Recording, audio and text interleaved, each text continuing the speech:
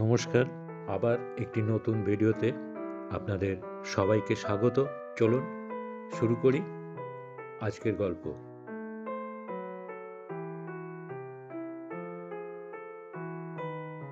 এক রাজার একটি চোখ ও একটি পা অকেজো ছিল।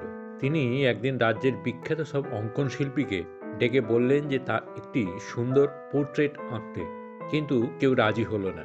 কারণ সবাই ভাবছিল কানা আর ল্যাংড়া এই রাজাকে ছবিতে সুন্দর কিভাবে দেখানো সম্ভব।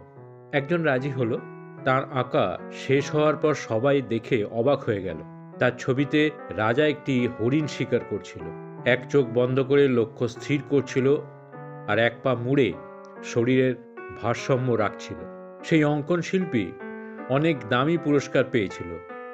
পুরস্কার কেবল তার ছবির জন্যে নয়, বরং সেই অমোঘ বার্তাটির জন্যে যেটা সে তার ছবির মাধ্যমে সবাইকে দিয়েছিল।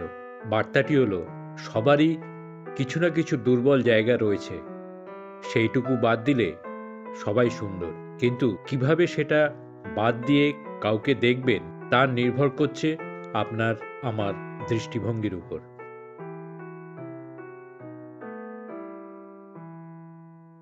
সম্পর্ক নিয়ে যারা অশান্তিতে আছেন, এখনকার বক্তব্যটি তাদের জন্যে। সম্পর্কের প্রথমে হলো বিশ্বাস। এই বিশ্বাসটাই একটা সম্পর্কের মূল।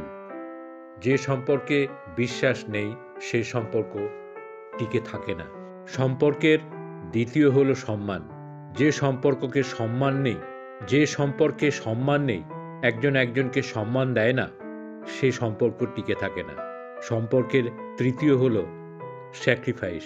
এই স্যাক্রিফাইসটা যদি দুজনকে স্যাক্রিফাইস করতে না পারে, সে সম্পর্ক টিকে থাকে না। সম্পর্কের মধ্যে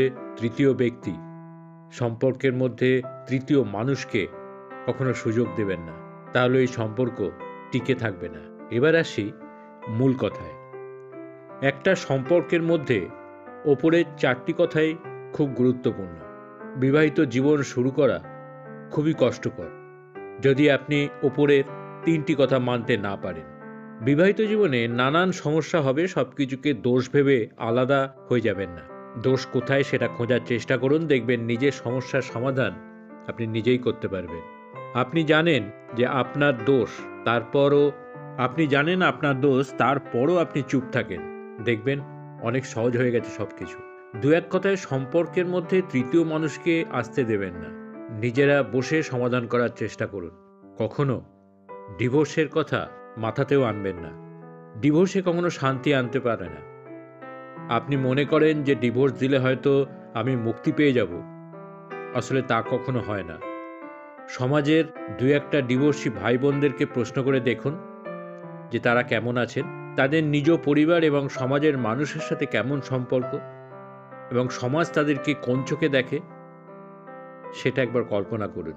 নিজেই তার প্রমাণ পেয়ে যাবেন।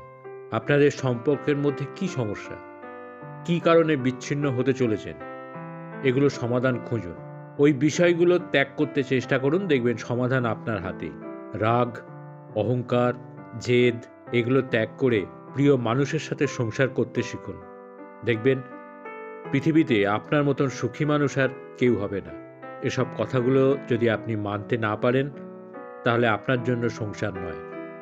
আপনি কখনোই কোথাওই সুখী হবেন না। ভালো থাকুক পৃথিবীর সকল সম্পর্কের মানুষগুলো, ভালো থাকুক প্রিয় মানুষগুলো, সুন্দর হোক এই জীবন।